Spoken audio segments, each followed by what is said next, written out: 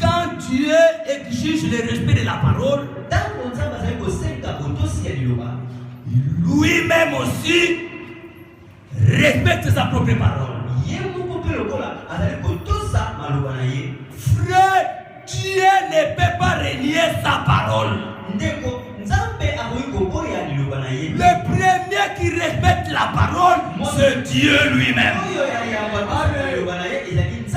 C'est comme ça. Si vous voulez attraper Dieu, prends-le simplement au mot. Parce qu'il ne peut pas relier sa parole. Et sa parole, c'est la Bible. D'ailleurs, frère Branham appelle la Bible l'absolu de Dieu. Dans la prédication, Christ révélé dans sa propre parole. Paragraphe 50. Branham dit que la Bible, c'est mon absolu. C'est aussi l'absolu de Dieu. C'est-à-dire, Dieu ne peut pas relier sa propre parole. Dieu tient toujours sa parole. Alléluia. Bien aimés frères et sœurs, dans Ésaïe chapitre 54, ou 54 ou 55, je vais lire, verset 10.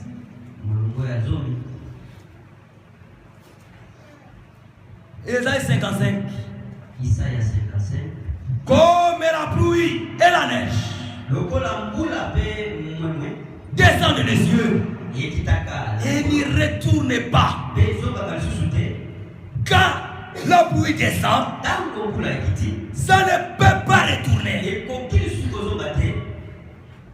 sans avoir rosé et fécondé la terre.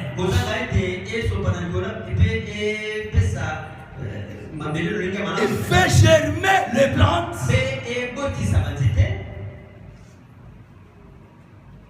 sans avoir donné de la semence au semeur et du pain à celui qui en mange. Ainsi en est-il de ma parole qui sort de ma bouche. Elle ne retourne point à moi sans effet, sans avoir exécuté ma volonté et accompli mes desseins. Quand la parole sort de la bouche de Dieu, mes frères sur la terre, si vous commettez une erreur, vous faites sortir une mauvaise parole, on peut vous demander, retire ta parole. Est-ce que vous comprenez? Mais Dieu ne retire pas sa parole. Dieu est fidèle dans sa parole. Et sa parole est parfaite. Alléluia. Il ne retire pas sa parole. C'est comme ça dans Matthieu 24 et 37. Il va dire, le ciel et la terre passeront, mais mes paroles ne passeront point.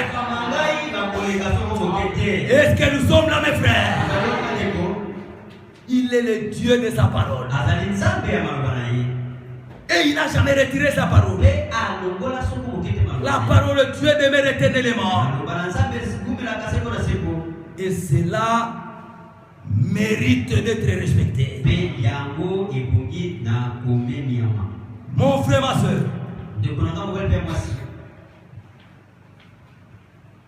vous dites que Jésus est votre Seigneur.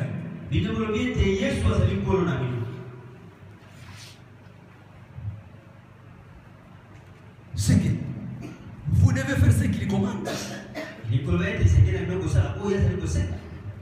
Vous devez faire tout ce qui sort de sa bouche.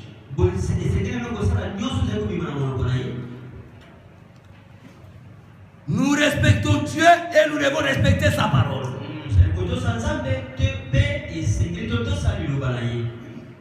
Dans Luc chapitre 6 au verset 46. Pourquoi m'appelez-vous Seigneur, Seigneur? Et ne faites-vous pas ce que je dis. Vous devez respecter sa parole. Si vous déclarez être les enfants de Dieu et que Dieu est votre Père, vous devez faire tout ce qu'il dit. Vous devez respecter sa parole. Bien-aimés frères et sœurs, le respect de la parole est très très indispensable. Dieu exige le respect de sa parole. Nous devons rester dans la limite établie par la parole. C'est comme vous avez un champ et à côté il y a un autre champ. Vous devez respecter la limite de votre champ. Et nous, étant qu'enfants de Dieu, il y a une limite établie que nous ne devons pas franchir. Cette limite, c'est la parole. Alléluia. Nous ne devons pas franchir la limite de la parole. Bien-aimés frères, bien-aimés sœurs, l'Écriture nous dit dans 1 Corinthiens chapitre 11,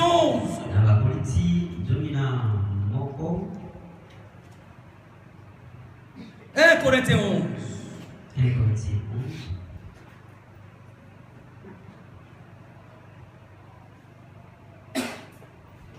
Au verset 3.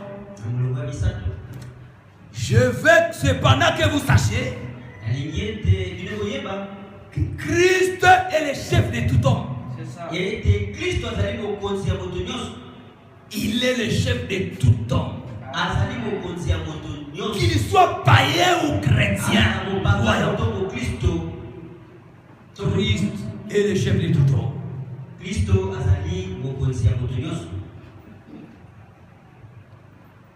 Et que l'homme est le chef de la femme. C'est, vous devez savoir que si vous êtes marié, le mari est votre chef.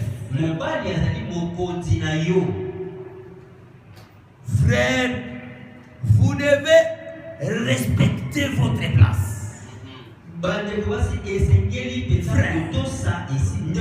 L'homme doit respecter sa place. Il est le chef de la femme. Il ne doit pas céder son poste. Il ne doit pas laisser la femme régner sur l'homme. Bien aimé, vous devez faire ce que la Bible nous demande. Amen. Bien aimé, et que l'homme est le chef de la femme, et que Dieu est le chef de Christ. Dans les mariages, dans la maison là, l'homme et la femme, il n'y a qu'un seul chef. Et après ce chef là, celui qui arrive ensuite, il est un subalterne. Mes frères, gardons le poste que Dieu nous a donné. Quelle que soit l'argent que toi tu as la femme. Même tu gagnes un gros salaire plus que ton mari. Sache que le mari est ton chef. C'est la Bible qui le dit. Nous devons avoir du respect de la parole. Il ajoute, tout homme qui prie ou qui prophétise, la tête est couverte, déshonore son chef. C'est-à-dire il manque de respect envers son chef. Quand nous entrons dans certains groupes de gens qui adorent, il y a des hommes qui entrent même dans les guildes avec des chapeaux. Ça c'est manquer du respect envers Dieu. C'est pourquoi nous, croyants de la parole, même si je venais avec un chapeau sur la tête, dès que j'arrive à la porte, j'enlève mon chapeau. Amen. Alléluia. Parce que la Bible dit, tout homme qui prie ou qui prophétise avec une tête couverte, il déshonore son chef. Et toute femme qui prie ou qui prophétise, la tête